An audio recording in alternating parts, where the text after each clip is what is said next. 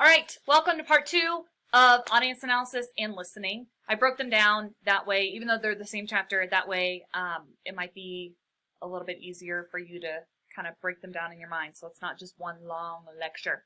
So I like going over the listening process, even though it might be a little bit more, I don't know, some of it is going to be more with like relationships, but the point is, we are a listener more than we are the speaker. So it's important as a part of this class that you learn how to be a good audience member just as much as you being a good speaker. So hearing and listening are two different things. Now, I don't know what the researchers would say as far as the ASL community. I don't want to speak on that, not to be exclusive, but I don't want to say something that isn't true. I think that in that instance, you know, it might be different, but I don't want you to think that I'm saying that people that can't physically hear cannot listen, because I think they can listen in a different way. But just for the sake of these notes, and that's not going to be on your exam, but that's just me saying, because I try to be mindful, hearing is different than listening. So, and you know that, right? So I know all of us, and I've even said it before. I know I've heard my parents say it. You know, when you say something and someone's like, oh, I heard you, or I can hear you. And you're like, but I know you can hear me. Are you listening? So hearing is a physiological activity that occurs when sound waves hit our eardrums. Listening is different. So that definition is pretty much broken down in the steps of listening. So I'm just going to talk about the steps. So first one is being mindful. That one, it sounds kind of corny, but being mindful is really kind of mentally preparing to listen, mentally preparing yourself, putting aside, if you're thinking about, you know, what you're going to do tomorrow, putting that aside, clearing your mind. That way you can make room to listen to what someone's going to say. Physically receiving messages, that is the act of basically hearing. You can't listen if you can't hear. So if you truly, you know, that's why it's not good to take a first date out to a loud place, or even like anytime my husband and I go to Buffalo Wild Wings, I'm like, this is not a place to have conversation with all the TVs everywhere, you know, like we're not going to go there and talk about, you know, I don't know, like something serious. So physically receiving messages is just the actual you hearing them, taking it in. Selecting and organizing material. So that's where you kind of pay attention to what they're saying and then you organize it in your mind. So for example, that might be you differentiating and hearing what they're saying, but thinking, okay, are they looking for advice or are they just looking for support and validation? Because depending on what they're looking for, your response is going to be very different, and it should, right? So that's selecting and organizing material. Interpreting communication is where you have taken that information. So let's say in the same example, are they looking for advice or are they looking for support? That would be interpretation is where you kind of decide, oh, they're looking for advice, and then you move on from there. Responding. So I don't love that responding is technically at the end, because we respond while we're listening, right? We make eye contact, we nod, we might interject and be like, no, and then, you know, let them keep going. But technically, responding is at the end on this process. And then remembering. I love that remembering is on this list, and I love that it's a part of it because it is important. It's not, when we say remembering, that's not about, you know, let me just remember a script and you know, remember everything you said. But that is important. Remembering on some level is really important because that can show that they were listening, and that can show that they care enough to kind of retain that information on some level, or at least try, okay? All right, let's move on. Maybe? There we go. Okay, obstacles to effective listening. So things that get in the way of us listening. So these are broken down into external and internal. External are things that are happening outside of us. Internal are things that are happening within ourselves. So external obstacles, message overload, that is where there is just so much coming. I'm sure y'all have heard of that phrase before. There's so much coming at you, it's hard to keep up.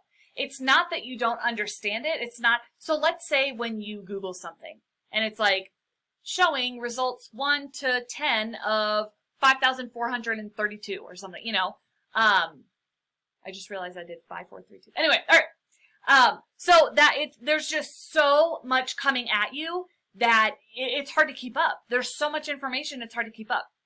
Message complexity. So that is where the message coming at you is hard to understand. And it's not that you're stupid. It's just hard to understand. So let me give you a few examples. I just don't understand space. Don't make fun of me. Don't judge me. But I don't know. I just can't comprehend this whole, I don't know. It doesn't, I don't know. I can't comprehend it in my mind. So Taylor, my husband, and I were on a little day date at the Denver Museum of Art and Science, and we paid extra for like the solarium or whatever to watch like a little movie. And Taylor was like, you know, what do you want to watch? And I was like, this is your thing. Like science is not my thing. I'm not interested in it. Whatever. I didn't say it like that. I didn't make him feel guilty. I'm not a crappy wife, okay? But I was like, babe, you choose. Like, this is all you. Go for it. So he chose, I don't even remember what he chose, but it was about outer space. So I'm watching, and I can't make this up. I literally went in and I was like, okay, pay attention, listen. Obviously, being a teacher, I love to learn. So this will be cool. So I'm sitting there, and again, we're talking about obstacles to effective listening. They're going over like outer space and meteors. I'm like, okay. And then they're like, this is all in the Milky Way. And I'm like, yeah, okay. And so literally, I'm not kidding. I started thinking about something else. I'm not making this up. There was a dad with like 2 little boys next to us. And I start tuning out the movie. Okay. And I'm looking at this dad and I'm like, oh my gosh, that's so cute. I can't wait to see Taylor as a dad. This is before we had our daughter. I can't wait to see Taylor as a dad. Like, oh my gosh, I wonder what we're going to have. I'm gone. Okay. So message complexity can be where you're not listening effectively because the message coming at you or messages coming at you are complex to you and you don't understand them. So you just kind of tune it out because your mind is just like, I don't know. Okay. Environmental distractions.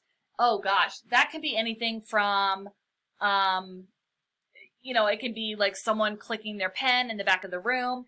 It can be the rain. Y'all, when I teach in classrooms with windows, when it rains outside, I know it doesn't rain very much in Denver, but when it rains outside, my students act like they've never seen it before. I'm like, yeah, welcome. That's rain. That's first time seeing it. So that can be distracting to where you're just distracted and it's hard to listen. Internal obstacles, things that we might do. Preoccupation. That is where our mind, exactly kind of how it sounds, y'all. That is where we are preoccupied.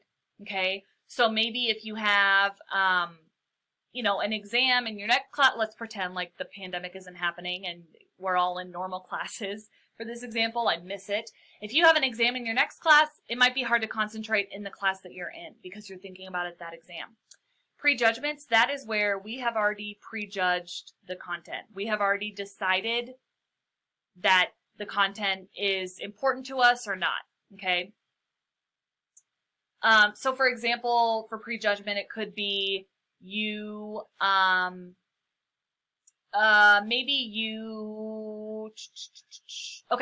maybe there's that coworker that's really annoying at your job and they think that everything they say is just wonderful and pertinent. Maybe when you see them raise their hand at your pre-shift at work, you automatically ignore them because you're like, they're not going to say anything of value. Okay. And then lack of effort. Listening isn't easy. It takes effort. It's not always easy. Sometimes we just don't put the effort in. And I know that might sound simple, but it is true. I mean, it's not always interesting. We have to force ourselves, force sounds harsh, but you know what I mean. We have to force ourselves to listen and make the effort. It's not always easy. It's easy when we're interested, of course. But when we're not interested, it can be hard to listen. So sometimes we just don't put forth the effort. Okay? All right. Selective perception. So I'm going to go through this kind of quick. People's perceptions are impacted by their own biases and expectations, resulting in the individual to pay attention selectively to specific messages while dismissing others. So we pay attention to what we hold important. That one is, duh, but still. We pay attention to information that touches our experiences and backgrounds. So we are mindful of things that affect us or that have affected us. And we sort and filter new information on the basis of what we already know. Okay. So that's just good to keep in mind about your audience in general and about listening. We pay attention to things that already coincide with what we believe in or what we hold important. Forms of incompetent listening or non-listening. Pseudo-listening is pretending to listen. Pretending to listen. Monopolizing is where we monopolize the situation. So it can be done through interruptions that bring the topic back to us, or it can be kind of people that engage with you just to kind of talk about themselves. Selective listening, you've probably heard of that. Selective listening is where you choose selective things to listen to, whether you find them important, whether you think that they're interesting. You're just selecting and picking and choosing kind of what you want to listen to or pay attention to from something. Defensive listening is where you listen, and it kind of goes through a filter with defensive listening. You listen and you interpret something as a personal attack where it's not intended to be one. So, for example, in classes, sometimes students talk and they're like, oh, did you get the paper done? And if someone was engaging in defensive listening, they might, when their classmate asks, oh, have you done the paper yet? They might say, no, I haven't done the paper yet because I am a full-time student and I work full-time and I have a puppy at home. So no, I haven't done the paper yet that's due. And it's kind of like, whoa. But they were listening defensively because they were taking that as a hint of like, are you a slacker? So that's defensive listening. Ambushing is where we listen very carefully to use it against that person. Okay, we listen very carefully to use it against that person. So we see this a lot in, the stereotypical, but in, I know not all lawyers do this, but lawyers that are in the courtroom, like in the movies, right? When they ask you what you did earlier that day, they're not just like, so what, how are things going? They're wanting to see if there is an inconsistency in your story. And then literal listening is where you listen to the content level of the message and not the relationship level, and ignore that. So when I say content level versus relationship level, that's basically the content level. Think of just straight up what that means. Relationship level is kind of what it means to that person almost. So let me give you an example. So let's say that your friend doesn't have a good relationship with their mom. In fact, they haven't spoken to their mom in a year. So for anyone, and I don't like to use the word normal, but just for this example, a typical person, if it's your coworker, let's say they come to you and they're like, my mom called me yesterday. If you were engaging in literal listening, you would respond and be like, cool, so did mine. Because maybe that's typical for the normal person to talk to their mom, for their mom to call them the day before. That's the content level, right? The relationship level, like I said, is what it means to that person. So you're ignoring that person hasn't spoken to their mom in a year, and that's a very big deal if their mom called them the day before, okay? We engage in these, some of us more than others, but we just have to be mindful when we are taking part in them. And then finally, providing effective feedback. So I'm going to go over the peer evaluations, but this is just kind of, in any time giving effective feedback. This can even be y'all giving like a Yelp review, okay? Be honest and fair in the evaluation of the speech. Adjust to the speaker's style. So even though it might not be, your favorite style of speaking, adjust to their style. Was it good for them? For, that style of speaking, even if it's not your favorite. Be compassionate in your criticism. So sometimes people could just be downright mean. There's no reason to get ugly and to give personal attacks. That's, if someone is giving a presentation, bringing up their weight, that's not necessary. That's just hurtful and cruel. And then be selective in your criticism. So what that means is I don't like selective. I should change that, but that is from a textbook. Be specific in your criticism. Don't just say, well, the introduction was lackluster. What about the introduction? Right? Like the intro, and that might sound simple, and we're going to talk, I think next week about introductions and conclusions. But, what do you mean by that? What part of the introduction? Okay? All right, y'all. That's all I have. I will see you next time.